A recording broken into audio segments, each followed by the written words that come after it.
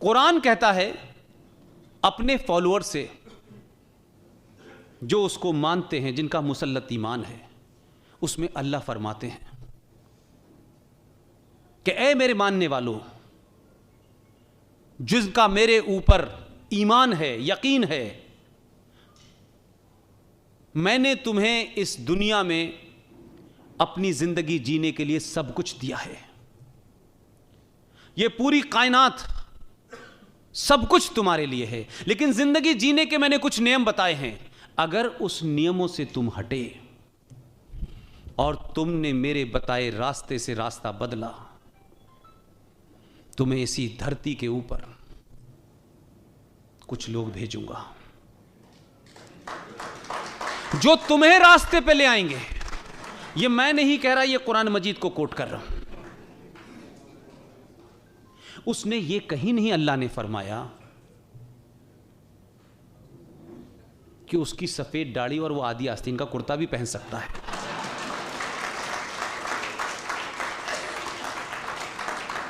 कहीं नाम का जिक्र नहीं किया। उसने कहा ऐसे लोग भेजूंगा, ये नहीं कहा रफीक भाई भेजूंगा। उसने कहा मोदी भाई भी आ सकता है, तो भेजा। और उस शख्स ने भी, देखिए, वोट आपसे लिया है, लिया आपसे, आप ही के वोट से बना है, लेकिन उसको भी इस बात का उसने तहिया कर लिया है कि जो लोग अल्लाह के रास्ते से उतर गए पहले उनको लाइन पे लाना है। और पीछे पड़ गया उनके, वो भाग रहे हैं, वो कहने लेके आओ। तो सबसे पहला काम उसने करा कि हमारी कोई समस्या सॉल्व नहीं की, हमारी शिकायत हो सकती है, हम कह रहे हैं मंदिर दे दो, वो कहता है नहीं मैं पहले हलाला खत्म करूंगा। और अब तो स्थिति यह हो गई है कि ये कह रहे हैं कि हम जल्दी रास्ते पे आ जाएंगे, हमारे पीछे मत पड़ो भैया। उस आदमी ने कोई काम संवैधानिक तौर पे ऐसा नहीं किया जिसे चैलेंज किया जा सकता हो, लेकिन कुछ लोगों की ख्वाहिशें पूरी नहीं हो रही और वो काम नहीं कर रहा। जो दुकानें चल रही थी वो बंद हो गई हैं। यह बात अलग है कि उसकी मुसीबत को उसमें अल्लाह पूरी मदद कर रहा है।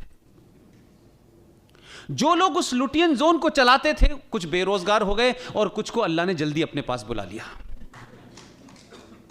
कि इसकी समस्या कम करो, इसके पास टाइम कम है, काम ज्यादा करना है। लिहाजा बार बार आपकी जो जिम्मेदारी है, जब आप ये कहते हैं कि आप समस्या गिनाते हैं हमें क्या करना है, आप तो कुछ करने ही नहीं आपको। मैंने कहा कि यह स्थिति अगर आपको दोबारा से विश्व गुरु की अपनी उस खोई पहचान को वापस लाना है, अपने बच्चों को पिज्जा नहीं खिलाना है, अपने बच्चों को बुर्खे में और टोपी में नहीं देखना है अगले 50 साल, तो 500 साल तक सही जगह बटन दबाइए। इसके अलावा कोई दूसरा आपके पास रास्ता नहीं है। कोई गलतफहमी के शिकार मत होइए आप लोग। हमारे झगड़े आपस में किसी से होंगे, कितने होंगे, किस तरह होंगे, ये ऐसा है वैसा है, मैं कह रहा हूं सब कुछ लड़िए, लेकिन बटन कहिए हम यही दबाएंगे प्यारे।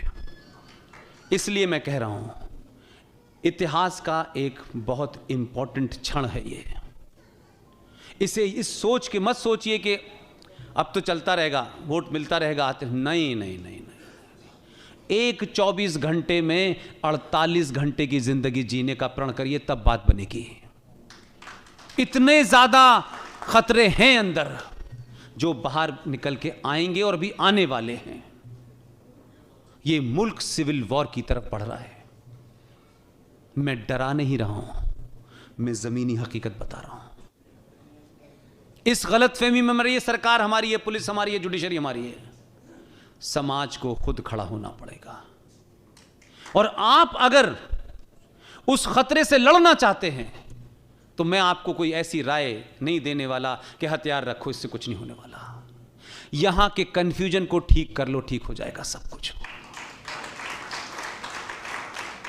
उस दलित के घर का पानी भी पियो और अपनी जाति जिस पे आपको बड़ा गर्व है, जिस पे मुझे बड़ा गर्व है, उस जाति की पहचान अपने घर के अंदर तक रखिए। बाहर सिर्फ आप हिंदुस्तानी और भारतीय और राष्ट्रीय हैं।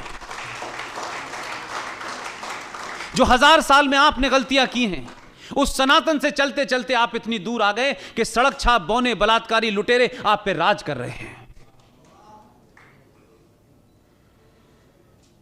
आपके पास कुछ खोया नहीं है। आप दुनिया की ऐसी कौम है कि इस सब के बावजूद भी आप सरवाइव कर गए हैं। पूरी दुनिया में यूरोप के अंदर इस्लामिक आतंकवाद चरम पर है, लेकिन हर मुल्क एक ही बात कह रहा है, जिनसे आपके रिश्ते अच्छे हैं, जिनसे नहीं हैं। और अब तो वो भी कह रहे हैं जिनकी हुकूमत में सूरज नहीं डूबता था, लेकिन लंदन में सूरज निकल आता है तो संडे मनाते हैं। वो भी ये कह रहे हैं कि इस्लामिक आतंकवाद का सिर्फ अगर पूरी दुनिया में कोई मुकाबला कर सकता है तो वो भारत कर सकता है। वो इसलिए नहीं कह रहे, वो इसलिए कह रहे हैं माय डियर सर, आपने अपना माजी छोड़ दिया है, आपने अपना पीछा छोड़ दिया है। लेकिन उनको पता है कि वो जो तथाकथित तौर पर डेवलप हुए हैं, वो आप ही की थ्योरी को यहां से लेके गए, अंग्रेजी में ट्रांसलेशन कर दिया। वो आपके पुरुषार्थ को जानते हैं, आपकी ताकत को जानते हैं। इसलिए कि इतने सालों के बाद मुसलमान और इस्लामिक आतंकवाद से लड़ने के बावजूद भी आप हैं, आप आज भी हैं। आपके अंदर सनातन संस्कृति आज भी बसती है। वो जो सर्वाइवल है, उस दौर में जब जजिया लगता था, तब भी आपने सूरज की तरफ देखकर नमस्कार जोड़ के अपने हिंदुत्व को बचा के रखा। आप भागे नहीं, आप पे अत्याचार हुए, उसके बावजूद भी आप दोबारा खड़े हो गए और 2000 पैदा होने लगा। ये जो बार बार 2014 की बात करता हूं, ये कोई राजनीतिक मेरा एजेंडा नहीं है। पहली स्टेज से गुजर रहे हैं अभी आप, 2-3 बार करके तो देखिए। छोड़ दीजिए आपका किससे क्या नजरिया है, देश पे कंप्रोमाइज नहीं होगा, बाकी किसी पे कंप्रोमाइज हो सकता है। आप किसी के साथ भी रिश्ता रखें, जो दिल चाहे करें, लेकिन कंफ्यूजन पैदा मत कीजिए। जब जब राष्ट्र की बात होगी तो कहिए कि वही ताकत बैठेगी जिसे हम चाहेंगे। ये 16%, ये 2%, ये 1.5%, तुम इधर से आओ, हम उधर से आए, और रेलगाड़ी तुम ले लो और फाइनेंस मिनिस्ट्री तुम ले लो, इसको बंद कर दीजिए। ये बड़ी मुश्किल से 30 साल के बाद बंद हुआ है, और आपको एहसास करा दिया पूरी दुनिया को कि जब आपने अपना वोट सही जगह दिया, सही ताकतों को दिया, वो ताकतें बाध्य हैं कि आपके पुराने खोए हुए ग्लोरी को वापस लाएं, और उसकी तरफ शुरुआत हुई है ये। इसलिए कश्मीर सिर्फ एक मुद्दा नहीं है, इस देश में भी बहुत सारे लोग डरे हुए हैं।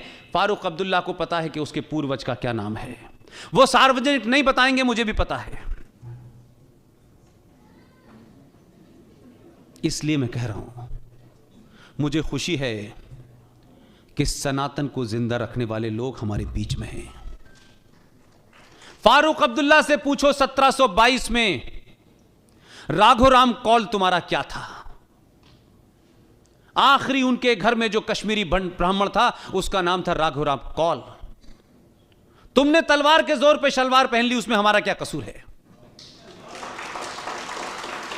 और दुख इस बात का है मुझे कि जिन्होंने तलवार से कपड़े भी बदले, धर्म भी बदला, उन मूर्खों को नहीं पता चल रहा कि जब ये तलवार के सामने नहीं बदले तो अब क्या बदलेंगे यार। तो जिनको ये शौक है कि धर्म बदलने के बाद गिनती बढ़ जाएगी, तो गिनती में तो तुम्हारे 57 देश हैं, लेकिन कटोरा लेके तुम ही भाग रहे हो, हम तो जान ही रहे। और जो हमारा हिंदू राजा था, जिसके ऊपर यह आरोप लगाया गया कि वो मुसलमानों का कातिल है, 57 देशों में से 8 इस्लामिक देशों का नागरिक सबसे बड़ा सम्मान ले चुका है वो अब तक। अपनी शक्ति पर रहने से ही दुनिया आपको मानेगी। अपनी पहचान को दूसरे के लिए खो देना, दूसरे से ये मिन्नतें करना, मैं तुम्हारे लिए ऐसा करूंगा, क्योंकि ये चरखे वाले भी जो थे मंदिरों में नमाज पढ़वा रहे थे। आप अपनी पहचान मत मिटाइए, जो हैं, और वो आपकी अपनी पहचान है, किसी को मारने सताने पे नहीं बनी आपकी पहचान। जब तक उसे बनाए रखेंगे, दुनिया समझ जाएगी कि ये बदलने वाले नहीं हैं, और जब आपको समझ जाएगी तो वो खुद बदल लेंगे। इसलिए लोग बदल रहे हैं। समय समय पे कुछ कुछ लोग भारत माता की जय कहते हैं, डरते डरते कहेंगे। जैसे जैसे राष्ट्रवाद का पारा इस देश में बढ़ेगा, मुझे पूरी उम्मीद है गद्दार भारत माता की जय भी कहेंगे, वंदे मातरम भी गाएंगे, और कुछ ये स्थिति 100 साल अगर आपने बना के रखी, मैं नहीं रहूंगा, हम में से बहुत सारे लोग नहीं रहेंगे, यही कहेंगे कि हमसे गलती हो गई, हमारे पूर्वजों का नाम चाचा राम था, राम था, किसी का कैलाश था, हमें डेट ऑफ बर्थ सर्टिफिकेट भी मिल गया है, हमारे कागजात भी मिल गए हैं, हम वापस आना चाहते हैं।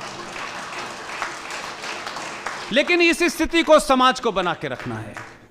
राजनीति जिसको जो करनी है करे, मुझे उसमें कोई इंटरेस्ट नहीं है, कोई पार्टी को आप वोट दें, लेकिन यह तय कर लें कि आप लड़की की शादी करते वक्त 15 बार उसके परिवार को ढूंढते हैं, 15 बार उसका गोत्र ढूंढते हैं, लेकिन खत्ता पे बिठाने वाले का भी तो गोत्र ढूंढो कि इसका गोत्र क्या है जो ये घूम रहा है। उसका गोत्र नहीं पूछा आपने, तो अब वो जो है जनेऊ लेके घूम रहा है बेचारा, उसकी समझ में नहीं आ रहा अंदर पहनूं बाहर पहनूं, कैसे पहनूं, गर्दन में पहन रहा है कमर में पहन रहा है, इतना उलझ गया है कि उसकी समझ से बाहर हो गया। आपकी ताकत ने कुछ लोगों को जनेऊ पहनने पे मजबूर कर दिया, आपने उनसे कहा नहीं पहनो, पहन रहे हैं। और कुछ लोग जिनको यह गलत फहमी थी कि हम जिसे फतवा दे देते हैं वही जीत आएगा, वो जामा मस्जिद का इमाम बार बार दरवाजा खोल के देख रहा है कोई फतवा लेने आया, वहां कोई जा ही नहीं रहा है, वो भी बेरोजगार हो गया है।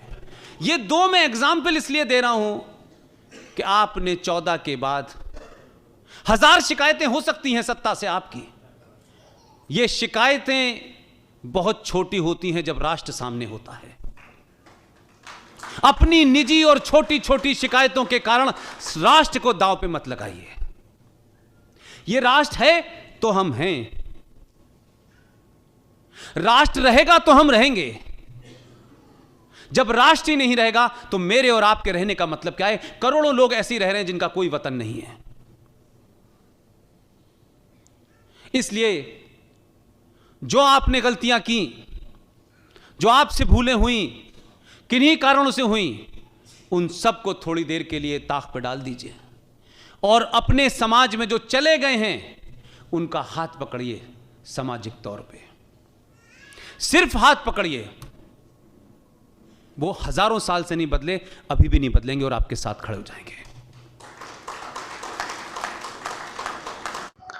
देश भर में कोरोना के केस अब खत्म हो रहे हैं। हर रोज मामलों में गिरावट दिख रही है और मौतों की संख्या भी कम हो रही है। बीते 24 घंटों में देश में कोरोना के 2075 नए केस मिले हैं। केंद्रीय स्वास्थ्य मंत्रालय के अनुसार पिछले 24 घंटों में कोरोना से 71 लोगों ने अपनी जान गंवाई है। इसी के साथ कुल मौतों की संख्या 5,16,352 हो गई। देश में कोरोना से ठीक होने वालों की संख्या में भी इजाफा देखने को मिल रहा है। 24 घंटों में 3,383 लोगों ने कोरोना को मात दी है। कोरोना संक्रमण कम होने के चलते देश में केसों की संख्या घटी है। इसी कारण अब एक्टिव केस में भी गिरावट देखने को मिल रही है। कुल एक्टिव केसों की संख्या अब 27,802 हो गई है। वहीं पॉजिटिविटी रेट अब 0.56% पर पहुंच गया है। बता दें कि भारत सरकार द्वारा चलाए गए वैक्सीनेशन अभियान का काफी असर दिखा। कोरोना केसों के घटने और दूसरी लहर पर काबू पाने में मिली सफलता का मुख्य कारण इसी अभियान को माना जा रहा है। बता दें कि देश में अब कुल वैक्सीनेशन की संख्या 1,81,04,96,924 डोज दी गई हैं। बता दें कि असम में 4 नए कोरोना मामले सामने आए हैं। स्वास्थ्य मंत्रालय के अनुसार 1 कोरोना मरीज ठीक हो गया है और राज्य में बीते 24 घंटों में एक ही मौत कोरोना से नहीं हुई है और सक्रिय मामले भी अब बस 18 रह गए हैं। वहीं तमिलनाडु में पिछले 24 घंटों में 61 नए केस सामने आए हैं और 127 लोग ठीक हुए हैं। यहाँ भी बीते 24 घंटों में कोई भी मौत दर्ज नहीं की गई है। दोस्तों, अगर आपको वीडियो पसंद आया है तो वीडियो को लाइक अवश्य करें, चैनल को सब्सक्राइब करना ना भूलें। मिलते हैं अगली वीडियो में, तब तक के लिए जय हिंद, जय भारत।